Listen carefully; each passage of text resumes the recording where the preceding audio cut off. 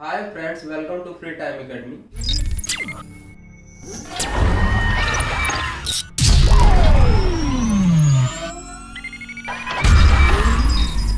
Corona virus के चलते काफी दिनों से हमारे इस चैनल पे वीडियो नहीं डल पा रहे थे। आज से हमने एक नई सीरीज शुरू की है जिसमें बायोलॉजी के जो बचे हुए टॉपिक है उसको खत्म करेंगे और नेक्स्ट सब्जेक्ट की ओर जंप करेंगे। ठीक है, तो आज हम बायोलॉजी का नया टॉपिक जो है, हमने मेल रिप्रोडक्टिव सिस्टम पढ़ लिया था, आज हम पढ़ेंगे फीमेल रिप्रोडक्टिव सिस्टम यानी कि मादा जनन तंत्र।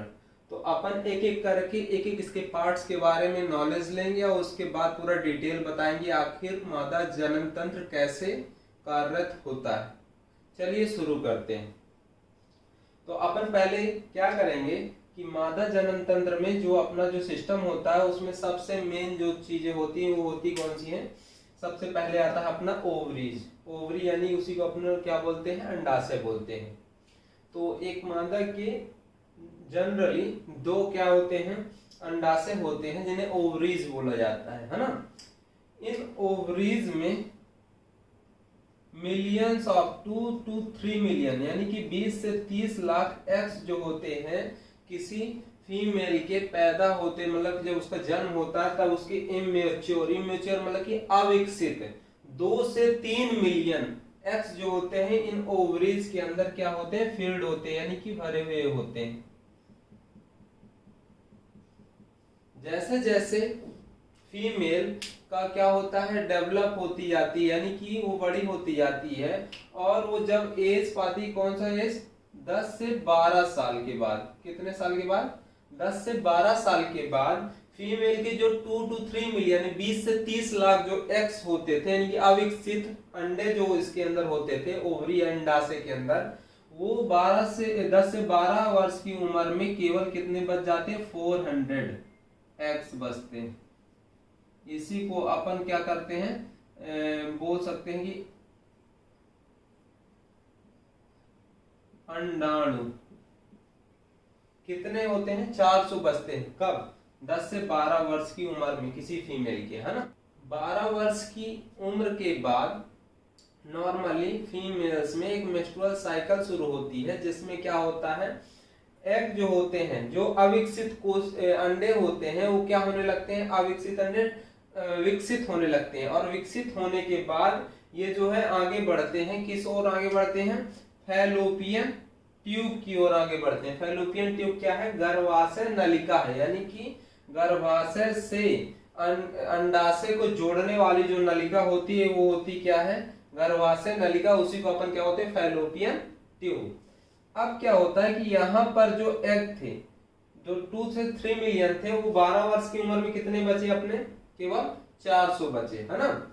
ये 400 एग जो होते हैं ये इमेच्योर होते हैं। तो ये जो होते हैं विकसित होते हैं किस रूप में, देखो यहाँ पर एक अविकसित कोई एग है यानी कि इधर अंडाणु है कोई, कौन सा, अविकसित, है ना। ये अविकसित अंडाणु जो होता है ये धीरे धीरे करके क्या होता जाता है, विकसित होता है। तो विकसित होने पर ये क्या हो जाता है, एग जो होता है वो फूट जाता है, क्या हो जाता है, फूट जाता है और इससे इस सर्कल से जिसके अंदर वो एग है, अविकसित एग, उससे क्या हो जाता है, वो बाहर चला जाता है ना। तो ये जो बाहर आया हुआ एग है इसी को हम बोलते हैं क्या है, ओवम। क्या बोलते हैं, ओवम, या फिर इसी को बोलते हैं विकसित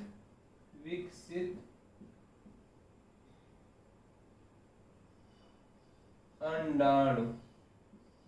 विकसित अंडाणु बोलते हैं जो ये एग बाहर आया। और जो ये बचा हुआ भाग है, ये बचा हुआ भाग इसको बोला जाता है क्या, कॉर्पस ल्यूटियम, कॉर्पस ल्यूटियम। तो अब ये अंडाणु अपना जो बन गया वो क्या होगा, ये यहाँ पर फैलोपियन ट्यूब में क्या करेगा, आगे बढ़ेगा और इसी में क्या करता रहेगा, मूव करता रहेगा यानी कि इसी में क्या करता रहेगा, घूमता रहेगा, क्या, ओवम। लेकिन जो ये कॉर्पस लूटियम यानी कि बाकी का बचा हुआ भाग जो होता है उस अविकसित अंडे का, वो क्या करता है, वो एक हार्मोन्स रिलीज करता है जिसका नाम क्या है, पोजिस्ट्रॉन। पोजिस्ट्रॉन हार्मोन जो होता है कौन रिलीज करता है, ये कॉर्पस ल्यूटियम।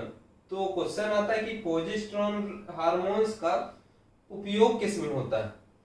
तो प्रोजेस्टेरोन हार्मोन्स हमारे गर्भाशय को बताता है कि अंडाशय से एग जो है, अंडा वो क्या हो चुका है, निकल चुका है, जो कि निषेचन के लिए पूर्णतः क्या हो गया है, तैयार हो गया है। ये कौन बताता है, ये प्रोजेस्टेरोन हार्मोन्स बताता है गर्भाशय को, यहाँ से अंडा जो है वो निकल चुका है, जो निषेचन के लिए यानी कि बच्चे के जन्म के लिए पूर्णतः क्या है, तैयार है ना। जब और दूसरा इंफॉर्मेशन क्या बताता है, क्या होता है, हमारे दो मतलब कि अंडाशय होते हैं। जब एक समय पर एक से ही अंडा निकलता है, चाहे इस ओवरी से निकले चाहे इस ओवरी से, अल्टरनेट निकलता है। यदि एक महीने इससे आया है तो दूसरे महीने दूसरे से आएगा, है ना।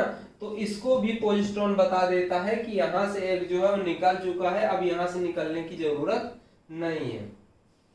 अब क्या करता है, ये जो एग निकला हुआ है गर्भाशय नलिका में यहाँ से वहां पूरा क्या करता रहता है, घूमता रहता है। क्यों घूमता रहता है, इसको निषेचित होने के लिए क्या करना है, इधर से उधर ट्रेवल करना पड़ता है।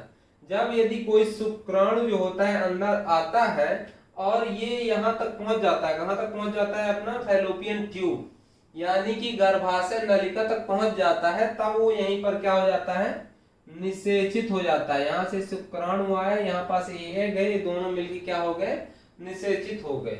और जहां पर ये दोनों निषेचित होते हैं उसको बोला जाता है, उस जगह को एम्पुला। क्या बोला जाता है, एम्पुला, जहां पर शुक्राणु और अंडा क्या होते हैं, निषेचित होते हैं। अब ये जो है वो मैंने नॉर्मली प्रोसेस बताई है कि ये चीजें चलती रहती हैं। जब यहाँ पर ये एग सेल क्या हो जाता है, बन जाता है, यानी कि अंडाणु का निर्माण हो जाता है और वो कहाँ पहुंच जाता है, गर्भाशय नलिका में पहुंच जाता है।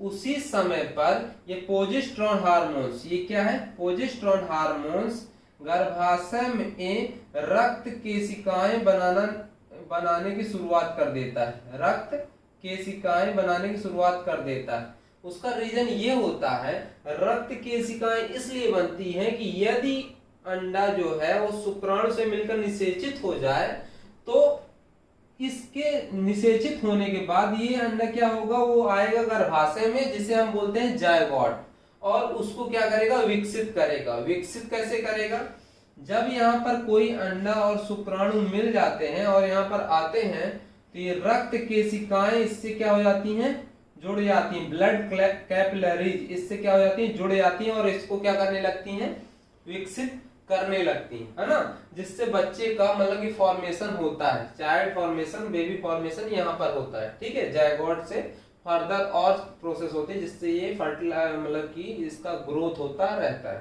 ठीक है, अब ये नॉर्मली जब होगा, मान लो फर्टिलाइज अब नहीं हुआ, अपना ओवरी जो है वो रिलीज करता है अंडे को फर्टिलाइज होने के लिए, निषेचित होने के लिए, लेकिन यदि नहीं होता है तो जब नहीं होता है तब क्या होता है कि ये जो ब्लड कैपिलरीज यानी कि रक्त केशिकाएं जो होती हैं वो क्या करती हैं, वो हमारे वजाइनल यानी कि योनि के थ्रू जो है, मतलब कि मादाओं के योनि के थ्रू ये क्या हो जाती हैं, बाहर ब्लीडिंग के रूप में बाहर निकल जाती है। यानी कि रक्त केशिकाएं ये ब्लीडिंग के रूप में बाहर निकल जाती हैं, जो नॉर्मली 4 से 7 दिनों तक चलती है। कितने दिनों तक, 4 से 7 दिनों तक, है ना। अब ये नॉर्मली मैंने जो है आउटलाइन आपको बता दिया है क्या क्या कैसे है ना। अब एक भाग है जो गर्भाशय को किससे जोड़ता है, योनि से जोड़ता है, उसको बोला जाता है क्या, सर्विक्स। क्या बोला जाता है, सर्विक्स। महिलाओं में अधिकतर जो ये जो सर्विक्स वाला भाग होता है इसी में कैंसर पाया जाता है। कैंसर यदि ज्यादातर कहाँ होता है तो याद रखना इसी जगह पर होता है ना। सर्विक्स कैंसर ज्यादातर उनमें होता है, इसलिए इसके बारे में हालांकि ज्यादा क्वेश्चन नहीं आता है, इसलिए ज्यादा डिस्कस अपन नहीं करेंगे। ठीक है, अब अपन इसको क्लासिफाई करेंगे कि हमारा जो है मेंस्ट्रुअल साइकिल किस तरह बटा हुआ है ना।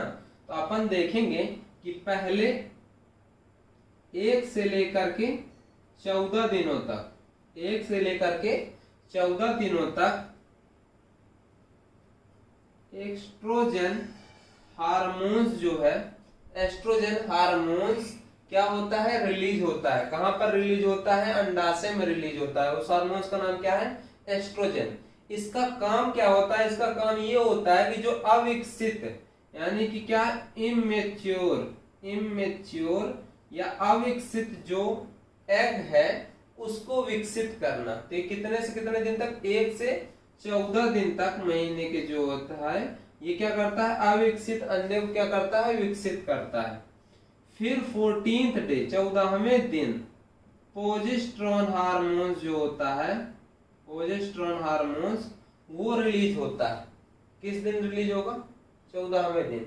उसी दिन ये जो यहाँ पर जो विकसित हो गया अंडा वो कहाँ आ जाता है? वो आ जाता है हमारा गर्भाशय नलिका में। ये विकसित अंडा उसी दिन 14th डे, याद रखना 14वें दिन ही अंडा आएगा। कहाँ पर? अंडाशय से कहाँ पर? गर्भाशय नलिका तक। तब तक निषेचन की प्रक्रिया लगभग ना के बराबर ही होती है। जब एग आएगा तब तो प्रोसेस होगी। फिर उसके बाद 14 से 28 दिन तक, कितने दिन तक? 14 से 28 दिन तक प्रोजेस्टेरोन हार्मोन्स क्या होता रहता है? रिलीज होता रहता है, निकलता रहता है। और 28वें दिन सामान्यतः प्रोजेस्टेरोन हार्मोन्स क्या हो जाता है? मादाओं में निकलना क्या हो जाता है? बंद हो जाता है। जिसके कारण क्या होता है कि यहाँ पर गर्भाशय पर ये संदेश पहुंचता है कि अब जो ये एग है ये निषेचित नहीं होगा, फर्टिलाइज नहीं होगा। जिससे क्या होता है? जो भी रक्त केशिकाएं हैं वो क्या हो जाता है? ब्लीडिंग के थ्रू बाहर निकल जाती हैं। और ये जो एग था यहाँ पर ये भी क्या हो जाता है? ब्रेक होके, टूट के क्या हो जाता है? बाहर निकल जाता है। ये हो गया हमारा क्या है? Menstrual cycle. अब अपन एक चीज और रह गया था, यहाँ पर देखेंगे कि ये है वजाइना। वजाइना क्या? मादा जनन तंत्र है। उसका मतलब कि शुरुआत जो थी अपन ओवरी से करते हुए इसका लास्ट कहाँ पर करेंगे? वजाइना पर। इसको हम बर्थ कैनल भी कहते हैं, यानी कि जन्म नलिका भी बोल सकते हैं। इसी से बच्चे क्या होता है? बच्चा जो है इसी से क्या होता है? बाहर आता है। तो याद रखना इसी को अपन क्या बोलते हैं? बर्थ कैनल, है ना। जन्म इसी से होता है बच्चे का, यानी कि बच्चा यहाँ से क्या होता है? बाहर आता है। अब एक और चीज यहाँ पर रह गई थी, उसे बता देते हैं। बार्थोलियन ग्लैंड, बार्थोलियन ग्रंथि जो होती है ये क्या होती है?